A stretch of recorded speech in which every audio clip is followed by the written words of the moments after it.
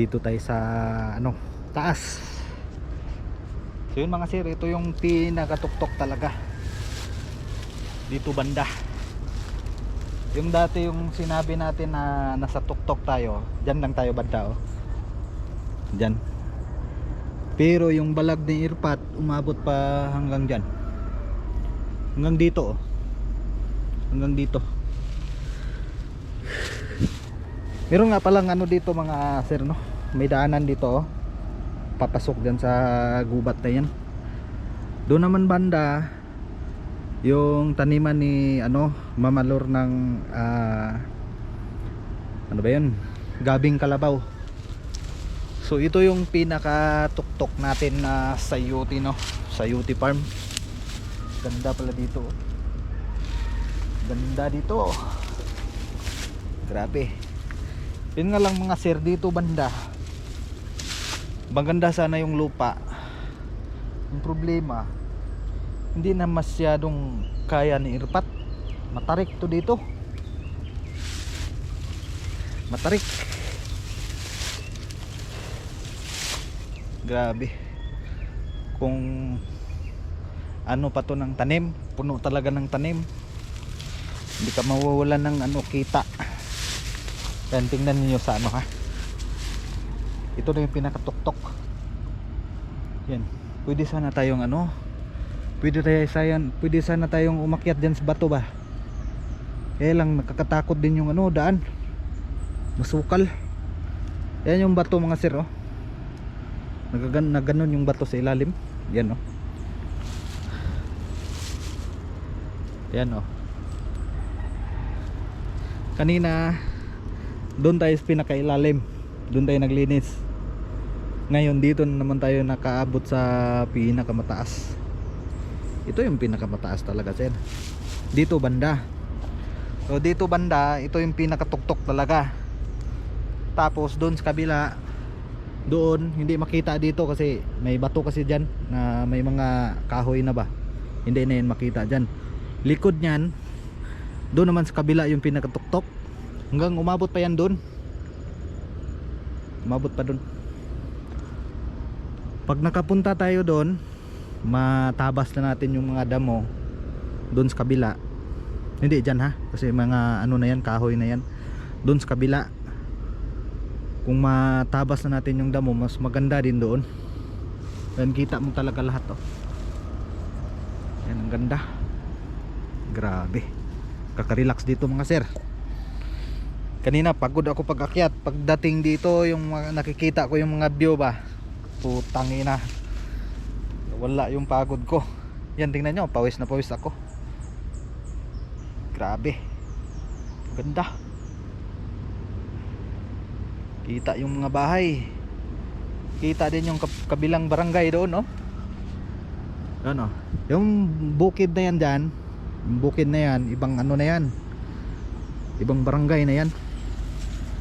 Grabe, ang ganda dito. Yun, dito banda lang yung problema namin dito, mga damo. Ano kasi to, sinama ni Irpat dito ba mag-spray, kaya yung mga nangyari sa mga damo, matay. Yung may-ari dyan sa taas, meron din yung mga taniman dyan taas, mga abaka, meron din yung taniman. May-ari dyan, kapatid ni Irpat din, kasama na yung dito, oh. Yan dito, paakyat doon sa kanila. Kapatid ni Irpat na yun, may-ari dyan. Wala na kaming ano dyan, wala na kaming rights. Yung sa amin lang hanggang dito. Yung ano ko kasi mga sir, para hindi tayo makapanakit ng kapwa natin, para hindi tayo mapagsabihan ng mga kamag-anak natin, no? Bago ako kumilos dito mga sir, talagang magpaalam talaga ako anong gagawin ko, gaya ng sinabi ko kay Irpat na ano, yung lagyan ko ng balag yung doon. Agree si Irpat doon. Hindi niya sinasabi na oh wag na kasi ano sa akin yan, hindi niya sinasabi.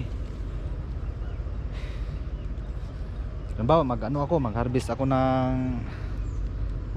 ng ano, yung biga o yung mga gabing kalabaw. Halimbawa mag-harvest ako, dito lang ako sa ilalim ng mga sayuti.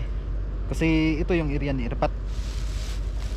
Pag umabot na ako doon sa mga ano, sa mga lagpas na, baka kasi iba na yung may-ari. Mga kapatid na naman ni Irpat yung may-ari. Kaya sabi ko kay Irpat, yung mag ano ako, sabi niya okay lang daw basta dyan banda sa area natin, malapit sa atin yan. May mga maharbis pa kasi tayong mga ano, mga sir, mga gabing kalabaw ba, mga karnabal, may maharbis pa tayo. Kaya lang nung nag ano ako dito, nagharbis ako yung mga ano, hindi ko talaga sinama kasi malalaman mo yan pag tinanim o hindi. Para hindi tayo mapagsabihan, wala tayong ginalaw. Yung ano ko lang dito, yung kay Irpat, tingnan nyo mga sir, dati mga sir, makyat tayo, dyan tayo oh.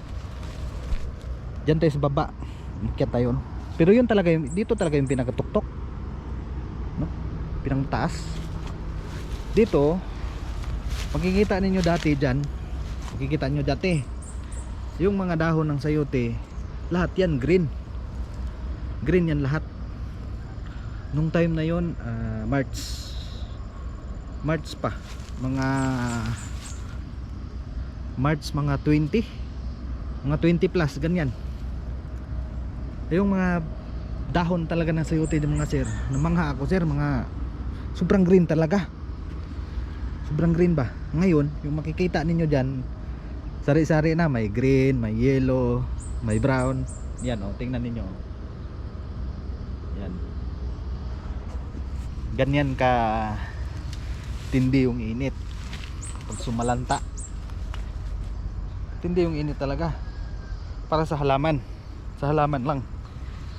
Pero iba kasi yung init dito mga sir, para sa akin, kasi nasanay ako ng syudad. Yung init dito mga sir, hindi ko ramdam na init talaga. Yung init dito parang malamig.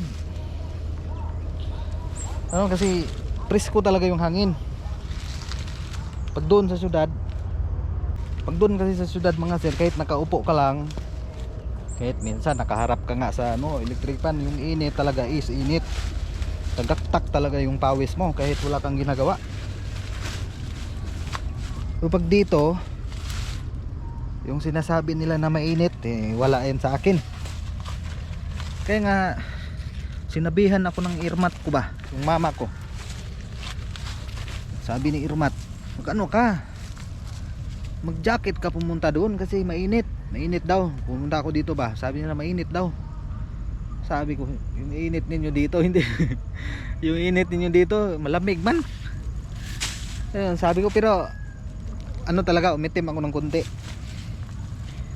Umitim ako kasi wala tayong magawa. Ganito man yung trabaho natin. Ganito yung trabaho natin, opisina. Umakyat ako dito mga sir kasi meron akong inasikaso. Nagtanim ako ba, nagdagdag ako ng tanim dito banda oh. Dito banda. Yan. Pati doon may natanim na ako doon. Pero magdagdag pa ako doon. Dagdagan ko ng mga ilang puno doon. Para next ano, pag gumanti na naman yung sayote, maramihan tayo. Ito pag ano to mga sir, totoo lang ba, pag bumunga talaga to, hindi ko tumatapos ng isang araw mag-harvest. Mga ano siguro, mga 2 araw siguro yung mga schedule natin mag-harvest pag dumami na talaga yung bunga.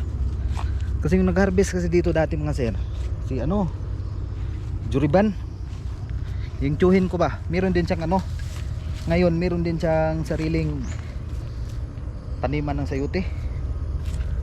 Pero dati talaga siya yung nag-harvest dito kasi busy man si Irpat. Sabi niya sa akin, umabot daw ng mga ano, mga 800 dito. Diyan, imagine that mga sir, no? 800. Ganun katindi. Ganito lang yung tanim pa nga ni Irpat dito, hindi ano ba, malaki yung bawa dito. Ganito magtanim si Irpat. Pag ganitong style ba, tanim siya dito, may puno. Yung kasunod niyan malayo, doon oh. Basta ganitong lugar. Pag ganitong lugar ba matarik, malayuan talaga yung tanim ni Irpat. Yung nagsabi si Irpat, taniman ko daw dyan mga 1 metro lang yung layo, 2 ganyan. Pero mahirap talaga ba akyat. Yun yung sabi ni Juriban, umabot daw ng 800 na piraso yung sayote namin dito.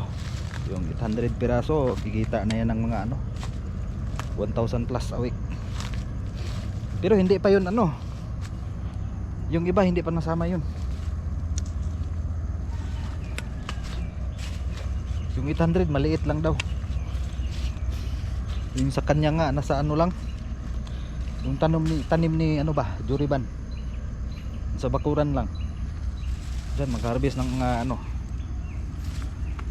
mga siguro mga 900 ganyan. Mas marami yung sa kanya. Kasi yung pagtanim niya ba, dasok-dasok. At saka pag halimbawa yung malaki na yung puno, putulin niya. Ganyan yung ni Juriban, yung style ni Juriban ba. Tapos araw-araw laging dilig. Yan, hindi talaga yung masira man yung matay man yung ibang puno, pero kunti lang talaga. Yan, dito tayo mga sir sa may bato ba yan. Yan. Dito tayo sa ni Irpat hideout. Yan, ang ganda yung view dito oh. Ay, mga galamay ng kahoy oh. Kahoy yan, mga ugat ng kahoy yan papunta dun. Yan, maganda dito. Pag umulan, hindi dito mabasa. Dito mabasa yung hindi ka mabasa. Hindi ka na kailangan gumawa ng dito, kubo-kubo. Yung silungan mo hindi na kailangan, nandyan na. May bato lang. Pag umulan, pwede ka doon tumambay sa may bato. Hindi naman delikado yung bato na yun. Pero nung dati takot ako kasi bato yan eh. Dito tayo kanina mga sir. Diyan tayo naglinis. Doon yung pinuntahan natin sa taas. Doon banda. Mga na lang, pauwi na tayo. Mayroon pa pala oh. Itanim ko to bukas. Yan oh. Reject, mataba mga sir oh. Taba. Dito din may bagong tanim. 1, 2. Dagdagan pa siguro natin to dito ng 1. Dito pa. Ayan yan mga sir, dyan ko na lang itanim. Para pag pag bunga, kakapal na naman to. Marami ng galamay ba. Ito kakapal na naman to. Pupunta dyan taas. Dito sa baba hindi na mainit. Yun mga sir, maraming salamat sa patuloy ninyong suporta dito sa ating channel no. Pauwi na ako mga sir. Basa na yung damit ko.